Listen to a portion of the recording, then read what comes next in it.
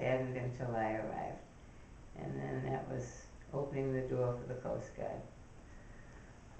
And how do you think, what's your reaction now being in the early group of women to serve in the military about the big expanded role that women perform now, and how you must feel good about that, that women can serve now in different expanded roles, and you being in that first pioneer group kind of helped expand the role of women in the military. What's kind of your reaction to that now? Well, I'm glad to see people stepping out and joining organizations, and now, of course, the Legion is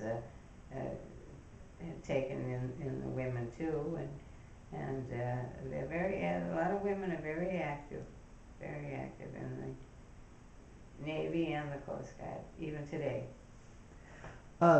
And you said in your paper that you and your husband were the first couple to join the Westwood American Legion. I think so. I don't know if I should be quoted on that or not, but I have an idea, because we were always here that we were, probably, but there might be some more now. But of course, you know, I have the bricks up there for us in the what do we call that? The Memorial Park. Memorial Park, yeah. What was that like to see, excuse me, you and your husband honored there and at the park with those bricks that anyone walking around Westwood can see now? What was that like to see the nice park completed and all of the things like that? Wonderful, very good, and it's really very nice. They did a wonderful job there. It's laid out very well too. I went up to see it, and it's very nice, and it's very rewarding to see the names there. To see all the Westwood people who had, like yourself, had served. Yeah. How did you decide to get involved in the Coast Guard, and maybe what was kind of your impetus to join, I guess? Well, of course, life became very quiet once the men were all gone, and then everything was talking about war, and then, of course, as I say, when the Coast Guard's organized, it was my mother that pointed it out to me. There was a little article in the paper saying the Coast Guard was ready to recruit women, and so, as I say, I thought it sounded like a good idea, and I'm glad that I took her advice and went. You said that you, while you were serving, still lived at home, so you kind of had a interesting position, being on active duty, serving currently, and living in a civilian area. What was that kind of like? Maybe hearing civilians talk about the war effort and things like that, while you were yourself an active member of the military. Mm-hmm. Well, as I say, I took the bus from Burgess Avenue to Boston many days, although there was a young man who lived on Buckmaster Road, as I say, and he drove in, so he said to me any day that I wanted to ride in, if he was going in, he would take me, and he did. And it worked out very well, because I had to go into the office, and then lots of times they'd say, now go home and pack, because we're going to send you to Maine or New Hampshire or Vermont, and so I'd be coming back to pack and get ready to leave the next day to go to one of the other states. And how did you choose the Coast Guard over different, joining another branch?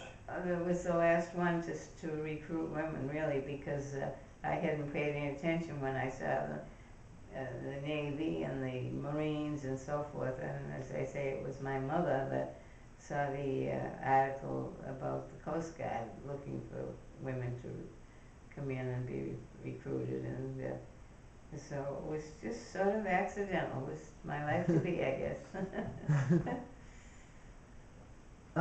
Is there anything else you wanted to add at this point? I have a few more questions, but if there was anything you do like the to add. questioning, because that's fine. What was you said in your paper how you were as the Yemen first class, Yeoman first, yeoman. yeah. And so you kind of you served in the Coast Guard for 3 years during the Right. war, right? And Mhm.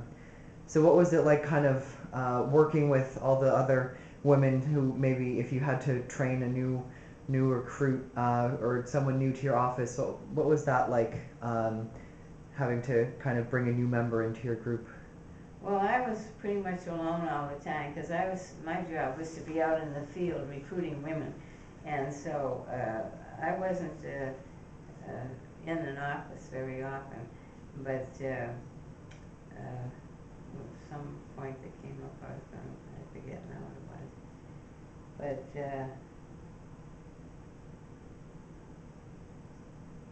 no, lost it. Um, so obviously, was it just coincidence that you and your husband were both Coast Guard veterans, Very or? much so, yeah, very much so, because I had no idea he had gone in the Coast Guard. He didn't have any idea that, but as I say, by the time he came home from the Coast Guard to the end of the war, here I was, living in Westwood, so.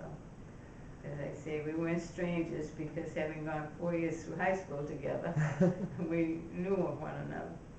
And we were a small group in our day anyway, because I think we were probably about 40 Westwoodites between freshmen and seniors that were transferred from Westwood to Dedham.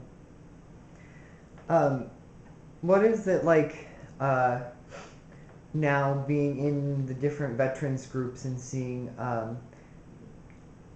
having the meetings with all the different with the Legion or different things like that with a big group of veterans like yourself? What's that like to kind of to see all the other people from your town who served like you? Is that interesting to see? Well, really, there aren't many people around.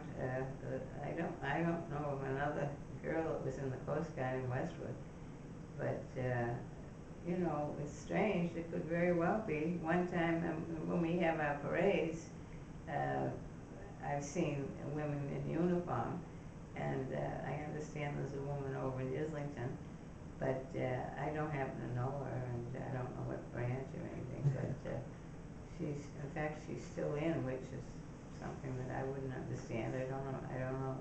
3 years, and then were you ready to leave at the end, or Oh, was it, yes, yeah, very much so. After 3 years, very much so, yeah.